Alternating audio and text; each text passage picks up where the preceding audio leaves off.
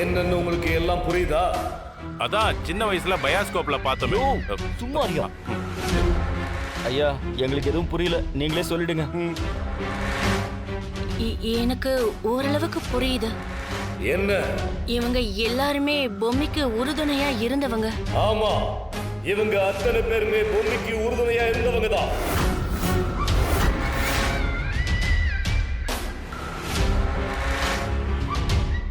மாயப்பெட்டியே, பொம்மைக்கு யாரெல்லாம் உறுதுணையா இருந்தாங்கன்னு காமிச்சு கொடுத்துட்ட. இப்போ அந்த பொம்மையை அழிக்கிறதுக்கு உண்டான ஆயுதம் என்னன்னு காட்டி கொடு.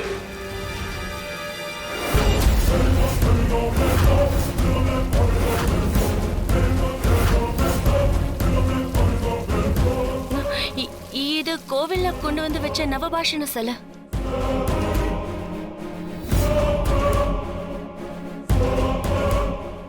என்னங்கய்யா இது? பொம்மைய அழிக்கிறதுக்கான ஆயுதம் கேட்டா சம்பந்தமே இல்லாம நவபாசன சிலை வந்திருக்கு. எதுக்குயா இது?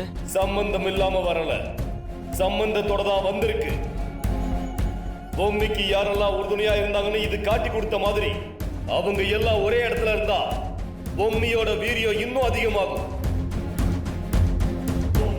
அதனால அதுங்க எல்லாத்தையும் தனித்தனியா பிரிக்கணும். அதுங்களை பிரிக்கணும்னா அதுங்க கவனத்தை திசை திருப்பணும். பிரிங்க பிரிங்க.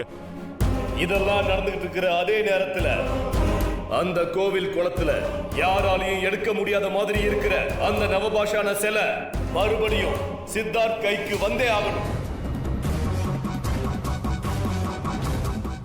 அப்படி சிலை அவன் கைக்கு வந்து சேர்ந்ததுக்கு அப்புறம் ஜோடியா இருக்கிற நவபாஷான சிலைய உடனடியா பிரிக்கணும். அப்படி பிரிச்சு அந்த நவபாஷான சிலைய நம் வசப்படுத்தணும். அப்படி வசப்படுத்தினா மட்டும்தான் பொம்மையுடைய சக்தியை செயலிழக்க செய்ய முடியும். அப்படி பண்ணிட்டா அவளை நம்ம கட்டுப்பாட்டுக்கு கொண்டு வந்துடலாம். அப்புறம் நீங்க நினைக்கிற மாதிரி அவளை மொத்தமா அழிச்சிடலாம். சரிங்க ஐயா, நீங்க சொல்றதெல்லாம் நடக்கிறதுக்கு நாங்க என்ன செய்யணும்? நீங்க என்ன செய்யணும்னு சொல்றதுக்கு முன்னால நான் செய்ய வேண்டிய சில முக்கியமான விஷயத்தை செஞ்சு முடிச்சிடுறேன்.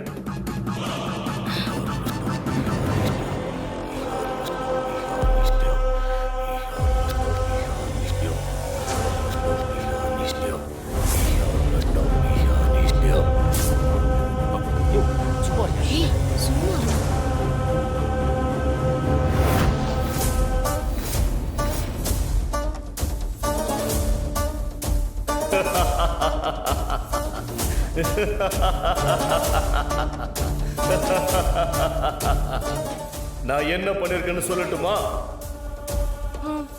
முதல்ல மீன் தொட்டிக்குள்ள மீன் உருவத்துல இருக்கிற அந்த ஹிட்டிஸ்ட் பொண்ணை அழிக்கணும். ஏன்னா அவதான் தன்னோட பரிபாஷைகள் மூலமா ராணிக்கு நடக்க போற ஆபத்துகளை முன்னாடியே சொல்லி உதவி பண்றான். முதல்ல அவளை அழிக்கணும். அவ ஆத்மாவை அழிக்கிறதுக்கு என்னோட சக்தியை ஏவி விட்டுருக்க. இன்னும் கொஞ்ச நேரம் தான் அந்த மீனும் அந்த மீனுக்குள்ள இருக்கிற ஹிட்டிஸ்டோட ஆத்மாவும் துடி துடிச்சு செத்து போவாங்க. ஐயோ!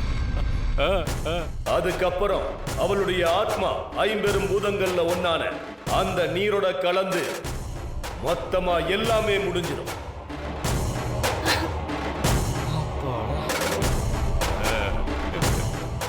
இனி பொம்மையோட அழிவு ஆரம்பம்.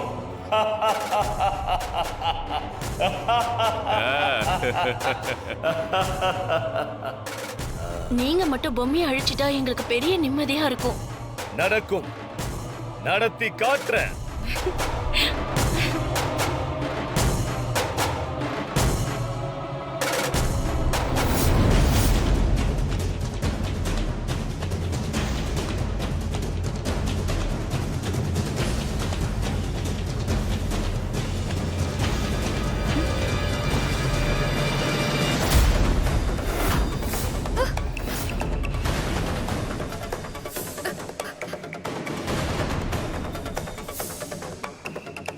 என்னாச்சு?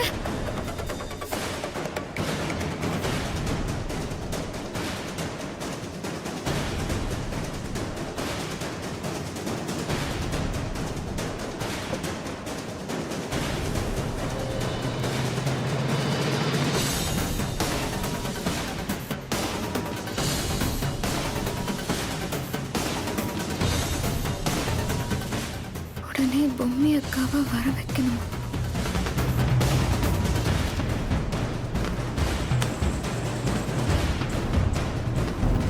பொம்மி அக்கா வர வச்சு உன்னை காப்பாத்தணுமா? இல்லனா சில நேரத்துல நீ இறந்துருவியா? ஐயோ, ஏன் என்னாச்சு?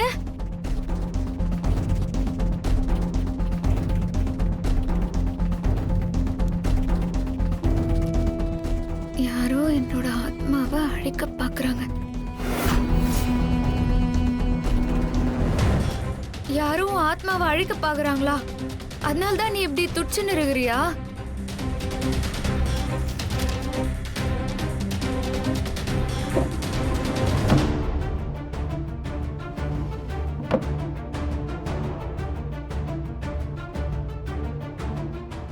நீ பயப்படாத, நான் உடனே பொம்மி அக்காவை கூப்பிடுறேன். பொம்மி அக்கா எத்தனையோ தடவை ஹிட்டிஸ்ட் பொண்ணு எனக்கு உதவி செஞ்சுக்குது. சீக்கிரம் வந்து இத காப்பாத்துக்கா. சீக்கிரமா வாக்கா, உன்னை நான் கெஞ்சி கேட்டுக்கிறேன். வாக்கா, சீக்கிரம் வாக்கா.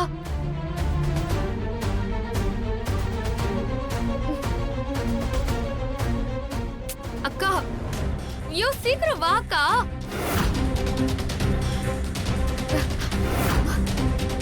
துடிக்கிற அக்கா இவ. தயவு செஞ்சு கொஞ்சம் வாக்கா. அக்கா வாக்கா.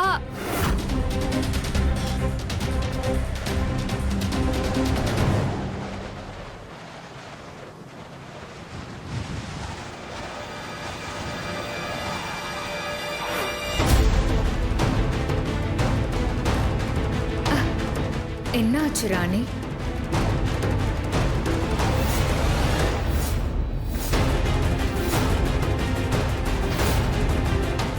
ராணி, நீ ஒண்ணு பண்ணு.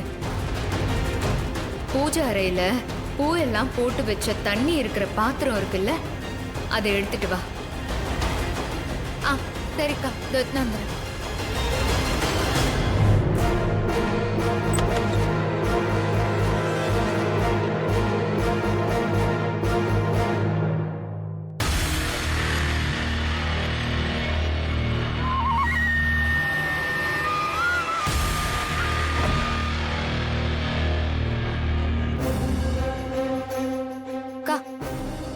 அது அங்க வை.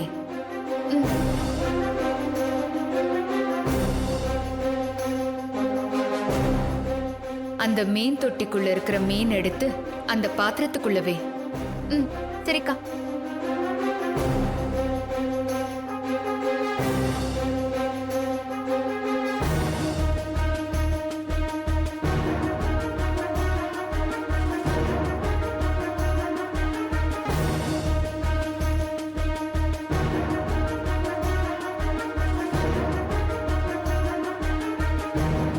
அக்கா, ஏதாவது செஞ்சு அவளை காப்பாத்துக்கா.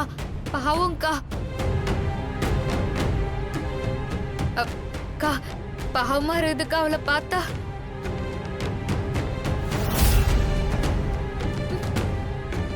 அக்கா,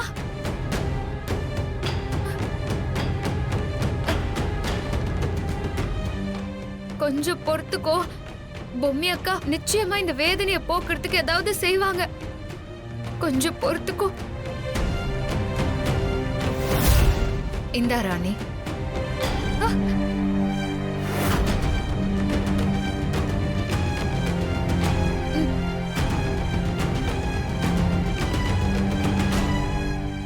என்னக்கா இது? கங்கை நதி உருவான இடத்துல இருந்து எடுக்கப்பட்ட புனித நீர். இது சாட்சாத் அந்த ஈசனோட தீர்த்தம். இத அந்த பாத்திரத்துல ஊத்து.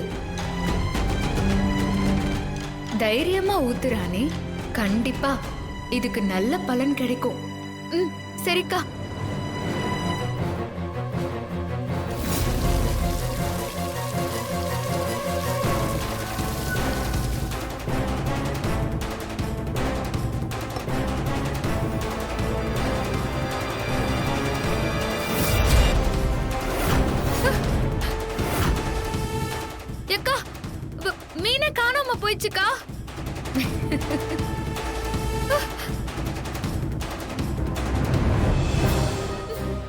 வாக்கா.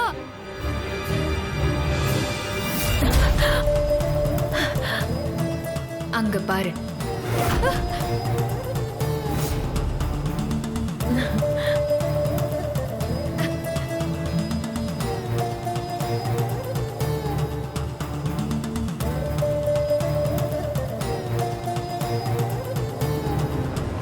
எனக்காக நீ எம்மா கஷ்டப்பட்டுகிற. ரொம்ப தேங்க்ஸ்.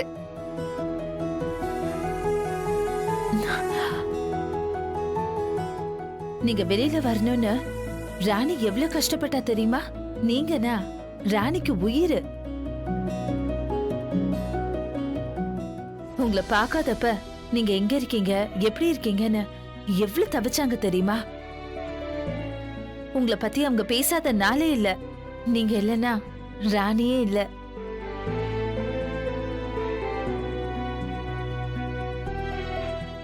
என்ன அந்த சாபத்துல இருந்து காப்பாத்துனதுக்கு ரொம்ப நன்றிங்க. என் இடத்துல இருந்து ராணிக்கு நீ எத்தனையோ உதவி செஞ்சிருக்கேம்மா. இதெல்லாம் ஒரு சின்ன உதவிதான்.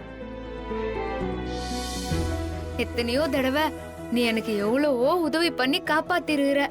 இன்னைக்கு உனக்கு உதவுறதுக்கு பொம்மி அக்கா மூலமா ஒரு வாய்ப்பு கிடைச்சிக்குது. அதுக்காக கடவுளுக்கு தான் நன்றி சொல்லணும்.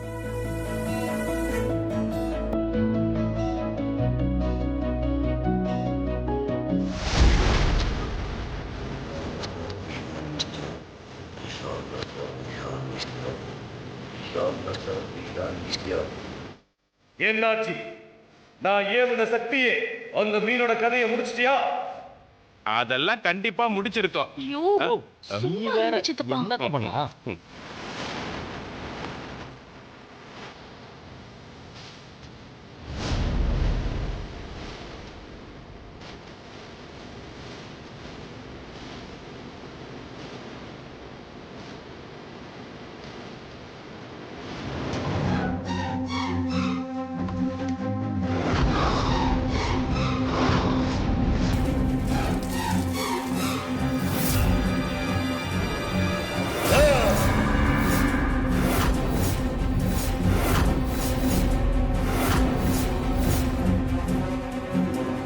என்ன தமன்னா இது?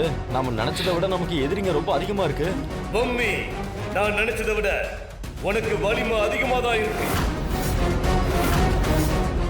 நீங்க பயப்பட வேண்டாம். உடனடியா அடுத்த கட்ட வேலையை ஆரம்பிச்சிடலாம். நீங்க எல்லாரும் சேர்ந்து என்ன பண்ணுவீங்களோ ஏது பண்ணுவீங்களோ எனக்கு தெரியாது.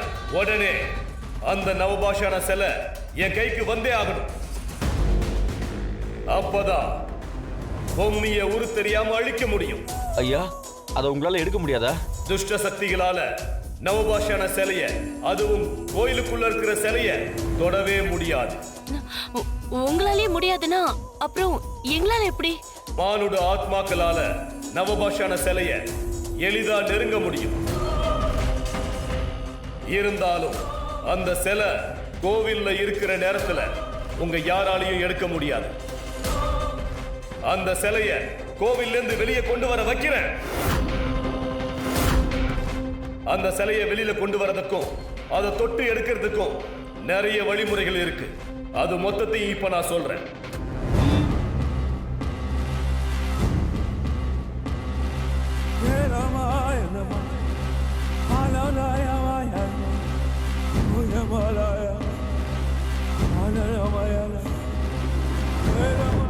ஐயா, புரியுதுங்கய்யா. இப்ப நாங்க போயிட்டு அந்த சிலையோட தான் வருவோம். டேய், நீ பாட்டுக்கு வாக்குறுதி கொடுக்காத. அப்புறம் அந்த பொம்மி நம்மள போட்டு தள்ளிட போகுது. மாமா, உன் வாயில நல்ல வார்த்தையே வராதா? உன்னை கொன்னுடுவேன். வாய் வச்சுட்டு சும்மாரியா? நான் இப்பதானே பொழைச்சு வந்திருக்கேன். ஏன்டா இப்படி சொல்ற? ஐயோ, ரெண்டு பேரும் கொஞ்ச நேரம் வாயை மூடிக்கிட்டு சும்மா இருங்க ப்ளீஸ். நான் சும்மா இருந்தாலும் சரி சரி, நீ கத்தாத. நீங்க சொல்லுங்க சாமி. பண்றோம். நாங்க இதை செஞ்சு முடிக்கிறோம். நான் சொன்ன எல்லா விஷயத்தையும் செஞ்சு முடிச்சிட்டு நீங்க உங்க வீட்டுக்கு திரும்ப போங்க. ஐயோ, வீட்டுக்கா? அந்த பொம்மி எங்களை முடிச்சு கட்டிடுவாளே. பயப்பட வேண்டாம். இன்னும் ஒரு மண்டல காலத்துக்கு பொம்மி ஆத்மா உங்களை கொல்லாது. சத்தியத்துக்கும் விதிக்கும் அது கட்டுப்பட்டிருக்கு. இந்த ஒரு மண்டல காலம்தான் நமக்கு கொடுக்கப்பட்டிருக்கிற நேரம். அதுக்குள்ள பொம்மி ஆவிய நிரந்தரமா அழிக்கணும். இல்லன்னா என்னால மட்டுமில்ல, யாராலையும் அழிக்க முடியாத புண்ணிய ஆத்மாவா மாறி அழியா வரம் வாங்கிடும். சரி சரி நீங்க சொல்ற மாதிரி பண்ணிடுறோம். வாங்க நம்ம போலாம். ஒரு நிமிஷம். சொல்லுங்க ஐயா.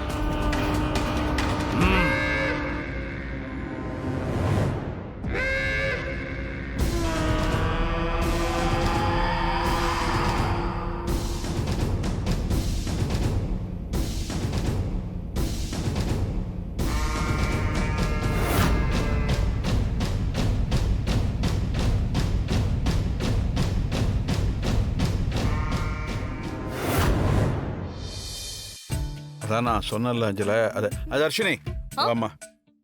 வா இப்படி உட்காரு. எப்ப பாரு கையில போனை வச்சு நோண்டிக்கிட்டே இருக்கிய, என்ன பண்ணுவ? சும்மா தாத்தா, சும்மா பாத்துட்டு அந்த இருந்தேன். phone இல்ல சரி. பாட்டி, சும்மா தான் பாத்துக்கிட்டு இருந்தேன். வா தமர. அம்மா இப்ப எப்படிமா என்ன இருக்கீங்க? தமரை எப்படி இருக்க? நல்லா இருக்கேன். நீங்க நல்லா இருக்கீங்களா? நல்லா இருக்கேம்மா. என்னக்கா திடீர்னு எஸ்கேப் ஆயிட்டீங்க போலயே. அங்க யாராச்சும் உங்களுக்கு சொத்துல எழுதி வச்சுட்டாங்க போலயே. ஆளு இப்படி மாறி வந்திருக்கீங்களே. ஏ இன்னத்துக்கோசரம் என்ன வம்புல் தின்னுகிற? அது நம்ம ஏரியால சொத்து பிரச்சனைன்னு கோர்ட்டு கேஸ்னு அலையறதுக்கு ஏகப்பட்ட ஜனம் வந்து இருந்துச்சு. அவங்களெல்லாம் கோர்ட்டு கிட்டுன்னு போறது கூட்டியாருதுன்னு ஏகப்பட்ட வேலை. அதான் இந்த பக்கமே வர முடியல.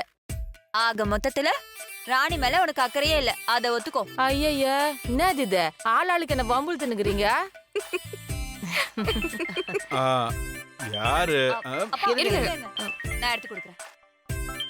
குடுமா. வணக்கம் சார், நான் தான் ஸ்வீட் அசோசியேஷன்ல இருந்து கார்த்திகேயன் பேசுறேன். வணக்கம் சார், எப்படி இருக்கீங்க? திடீர்னு என்ன விஷயம்? எல்லாம் நல்ல விஷயம் தான் சார். சித்தார்த் சாரால மீட்டிங்க்கு வர முடியல, ஆனா மீட்டிங் நல்லபடியா நடந்து முடிஞ்சது. அது சம்பந்தமா ஒரு அப்டேட் இருக்கு, அதை பத்தி பேசதான் உங்களுக்கு கால் பண்ண சார். ஆமாமா, அது ராணிக்கு உடம்பு முடியலன்னு சித்தார்த் அங்கேயும் இங்கேயும் அலைஞ்சுக்கிட்டு இருந்தான். அவ பிரெக்னெண்டா இருக்கால்ல, அதனால போன் அட்டன் பண்ணாம இருந்திருப்பான். நீங்க எதுவும் தப்பா எடுத்துக்காதீங்க. இதுல தப்பா எடுத்துக்கிறதுக்கு ஒண்ணும் இல்ல. நடந்த விஷயம் ரொம்ப சரியான விஷயமாச்சே. என்னது? என்னங்க சொல்றீங்க? வரப்போற எலெக்ஷன்ல யார் யார் நிக்க போறாங்கங்கறத பேசிக்கிட்டு இருந்தோம். மீட்டிங்க்கு எல்லாரும் வந்தாங்க. சித்தார்த்தோட பணிகள் ரொம்ப சிறப்பா இருக்குன்னு சொல்லி சித்தார்த்தை எதிர்த்து யாருமே நிக்கலன்னு சொல்லிட்டாங்க. ஆச்சரியமா இருக்கே, சித்தார்த்த எதிர்த்து நேத்ரா கூட நிக்கலையா? அவதான் பரவி பரவின்னு கொஞ்சம் அலைவாளே, அதுக்காக அவ எத்தனை பிரச்சனை பண்ணிருக்கா. இல்ல சார், அவங்களுக்கு கூட சித்தார்த் செஞ்ச விஷயத்துல சந்தோஷத்தை கொடுத்துருக்கு. அதனால அவங்களும் நிக்கலன்னு சொல்லிட்டாங்க. அது மட்டும் இல்ல சார், நம்ம பஜனால் சேட்டோட பொண்ணு சுகாசினி இருக்காங்கல்ல, அவங்க ஃபாரின்ல இருந்து வந்துட்டாங்க. அவங்களும் ஓகேன்னு சொல்லிட்டாங்க. யாரது? சுஹாசினியா? ஃபாரின்ல இருந்து வந்துட்டாளா? அவங்களும் இந்த விஷயத்தை ஓகே சொல்லிட்டாங்களா? ஆமா சார். சரி, நான் சித்தார்த் கிட்ட சொல்லி உடனே உங்ககிட்ட பேச சொல்றேன். அப்புறம் சார், அவர் நம்பருக்கு ரீச் ஆகாதனால தான் உங்களுக்கு நான் கால் பண்ணேன். அவருக்கும் வாழ்த்துக்கள் சொல்லிருங்க. அவருக்கு பாராட்டு கூட்டம் வச்சிருக்கோம், அதுல கண்டிப்பா கலந்துக்க வர சொல்லுங்க சார். கண்டிப்பா கண்டிப்பா சொல்றேன், உங்களுக்கு கால் பண்ணி பேச சொல்றேன். Okay, thank you. என்னங்க விஷயம்? எல்லாம் நல்ல விஷயம்தான். சித்தார்த்துக்கு ஆப்போசிட் கேண்டிடேட் இல்லாதனால திரும்பவும் ஸ்வீட் அசோசியேஷனோட தலைவரா சித்தார்த்த தேர்ந்தெடுத்திருக்காங்களா? சூப்பர்ல. அப்பா, முதல்ல சித்தார்த்த கிட்ட சொல்லிட்டு வரேன். இருமா. என்ன? இவரு அவனை உருட்டி மிரட்டி ஒரு வழியாக்க போறேன். முதல்ல சித்தார்த்தையும் ராணியை இங்க வர சொல்லு, நான் சொல்றபடி சொல்லிக்கிறேன். சித்தார்த், ராணி, சீக்கிரம் வாங்க. இந்த பாருங்க, எல்லாரும் அவன் வரும்போது முகத்தை சீரியஸா வச்சிருக்கணும். ஏங்க? நான் சொல்றபடி செய்ய அஞ்சல. சரி. இதோ வரான் போல இருக்கு.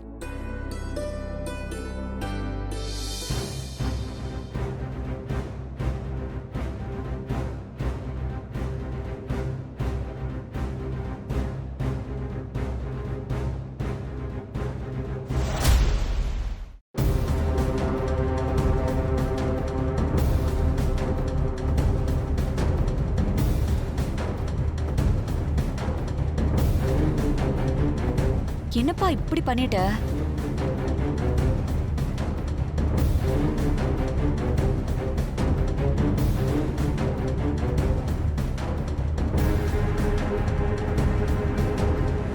தாத்தா, என்ன தாத்தா? எல்லாரும் சீரியஸா இருக்கீங்க? என்னப்பா சித்தார்த் இப்படி பண்ணி வச்சிருக்கிய? நேத்து ஸ்வீட் அசோசியேஷனோட மீட்டிங் நடந்திருக்கு, அதுக்கு போகாம விட்டுட்டிய.